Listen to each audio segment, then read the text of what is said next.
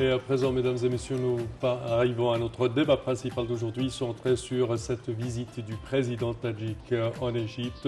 Et pour mieux aborder ce sujet, nous avons le plaisir d'accueillir au bout du fil Dr Nesrine Chokri, qui est journaliste et écrivaine. Bonjour, Dr Nesrine. Bonjour. Alors, comment voyez-vous la visite du président tadjik et les relations égypto-tadjiques actuellement en phase de renforcement, je dirais? En fait, les relations égypto-tadjiques ne sont pas, je dirais, anciennes. Ce sont des relations qui quand même remontent à plusieurs années. Et donc, c'est normal de les renforcer à cette phase particulière, d'autant plus qu'on parle d'un nouveau monde qui se crée avec de nouvelles alliances et nouvelles phases de relations. Oui. Je trouve vraiment que c'est un pas très positif parce qu'il peut y avoir un renversement aussi sur le dossier économique entre les deux pays.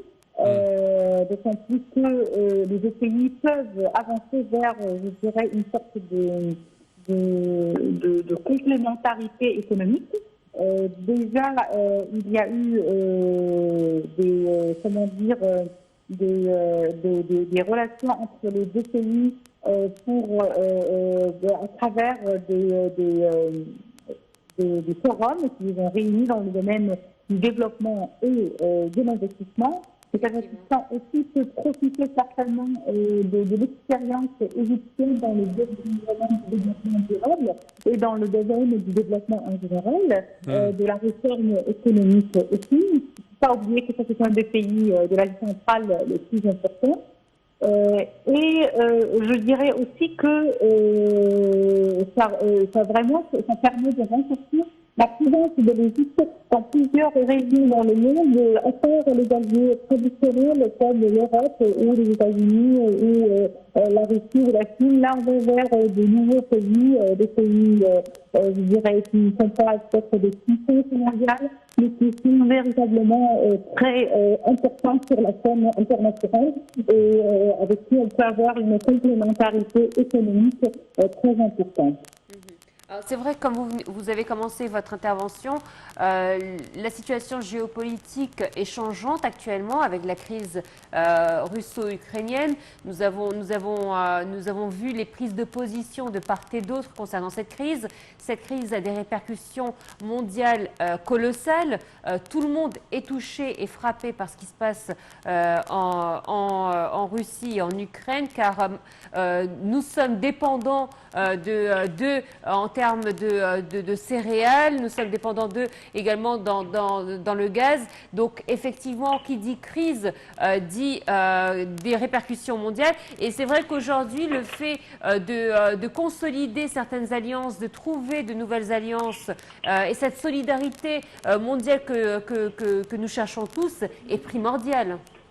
En fait, il faut quand même reconnaître que la crise actuelle va toucher tous les pays du monde et qu'elle ne va épargner aucun pays, que ce soit les pays qui sont impliqués dans la crise actuelle de manière directe ou les pays qui sont impliqués de manière indirecte ou les pays qui ont choisi une position impartiale comme l'Égypte, c'est-à-dire qu'ils restent véritablement pour une solution diplomatique. Donc, parce que en fait, cette crise-là, elle a affecté d'abord les bourses des céréales, ce qui est très important, et aussi la bourse des carburants, gaz et pétrole. Peut-être qu'en Égypte, on a une richesse de gaz, mais bien sûr, le pétrole a augmenté de sommes véritablement considérables au cours des derniers jours. Le prix de l'or aussi a augmenté, passant par une baisse puis une augmentation, ce qui véritablement, je dirais, pèse sur le monde entier. Et on parle d'une aussi volatilité sur les marchés boursiers, que ce soit la bourse des actions ou la bourse des produits. Donc véritablement, face à cette situation, ce qui va véritablement aider les pays à s'en sortir, ce sera d'abord la complémentarité économique entre pays, je dirais, qui veulent véritablement réaliser un partenariat gagnant-gagnant. Et aussi, je dirais aussi, des alliances, les alliances géopolitiques qui peuvent véritablement soutenir dans cette phase-là.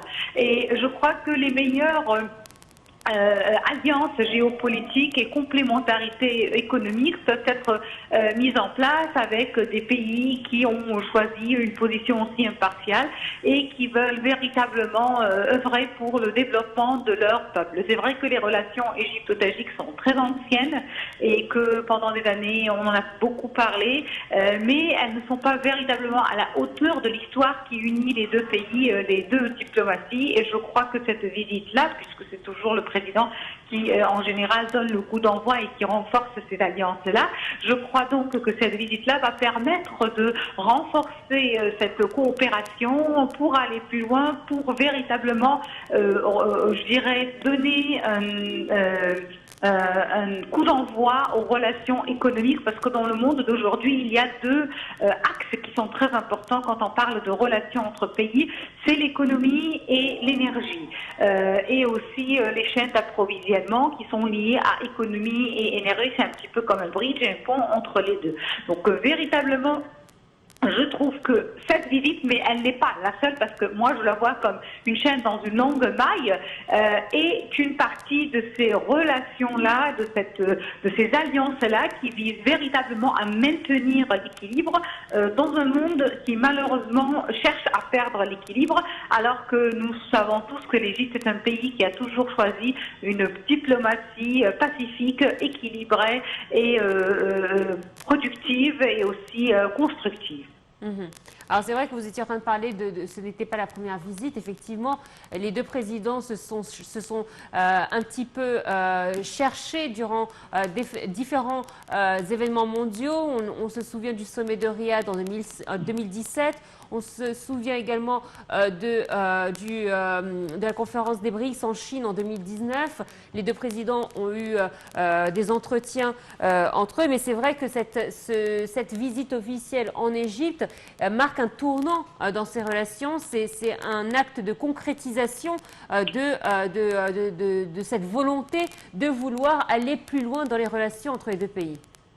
En fait, c'est tout à fait ordinaire parce qu'en général, les relations diplomatiques sont bâties à travers la participation à des événements internationaux ou dans des instances internationales, et puis après, elles sont renforcées tout au long des années à travers le travail du ministère des Affaires étrangères et de la diplomatie. Et puis ensuite, c'est normal qu'une rencontre entre les deux pays et les deux présidents, bien sûr, viennent renforcer et je dirais même commencer une nouvelle phase de relations entre les deux pays, une nouvelle phase qui, à mon avis, sera très productive dans les prochaines années, parce que toujours quand il y a eu ce type de rencontre, on a vu véritablement un changement dans la forme et la nature des relations, et ça devient vraiment des relations beaucoup plus productives pour les deux peuples et les deux pays. Et je m'attends véritablement à ce que ce soit le cas. Après cette rencontre, il y aura certainement aujourd'hui, parce que là on est encore en début de journée, mais il y aura certainement aujourd'hui la signature de plusieurs protocoles et plusieurs accords dans divers domaines. Et je crois que ces domaines-là vont permettre d'abord au Tadjikistan de profiter de l'expertise égyptienne dans différents domaines importants, mais aussi à l'Égypte de trouver un partenaire économique, stratégique, qui peut véritablement réaliser les intérêts de l'Égypte et du peuple tadjik. A déjà ses propres investissements au Tadjikistan puisqu'elle est exportatrice de plusieurs produits agricoles. Pardon, je n'ai pas entendu la question. Je vous disais que, sachant que l'Égypte est déjà présente au Tadjikistan avec ses produits agricoles, puisque depuis plusieurs années, ils sont déjà exportateurs pour ce pays. Oui, et je crois que aussi, c'est pas seulement les produits agricoles, c'est-à-dire que les produits agricoles, ils sont sur le marché, mais je crois qu'on peut aller plus loin parce que je me rappelle que il y a quelques années, j'avais rencontré des amis de l'Asie centrale, entre autres des citoyens du Tadjikistan, qui m'avaient dit que entre l'Égypte et le Tadjikistan, il y a beaucoup d'éléments en commun, comme le goût, le goût pour les meubles ou le goût pour certains habits. Et ça serait très intéressant qu'on puisse exporter nos produits, par exemple nos meubles en bois, vers des pays de l'Asie centrale, puisque ça peut être un marché très prometteur pour l'Égypte. Vous savez que c'est vrai que on pense souvent, dès qu'on parle de relations entre les pays, à l'énergie, à l'agriculture, mais rarement on fait l'analyse de ce peuple et de la nature de ce peuple, de ceux qu'il aime, ceux qu'il n'aime pas, pour savoir vraiment aller vers quelle zone. Et quand on fait vraiment une lecture d'un peuple ou une analyse, une compréhension d'un peuple, on peut plus facilement bâtir les ponts et aller vers l'autre. Et je crois que la force douce de l'Égypte, puisque notre pays, c'est quand même un pays qui a une énorme force douce, qui se manifeste à travers la culture, la musique, l'art, la littérature, l'art de l'ornement. Je crois que tout ça peut véritablement être transposé là-bas et permettre d'abord développer des relations économiques, mais aussi de développer, de créer des liens avec les peuples de l'Asie centrale. C'est très important, ces liens, parce que ces liens-là, c'est ce qui reste à travers les années et c'est ce qui permet de bâtir encore et encore plus loin. Oui, docteur Nesrine, restez avec nous, chers téléspectateurs. Petite pause et on vous retrouve tout de suite après.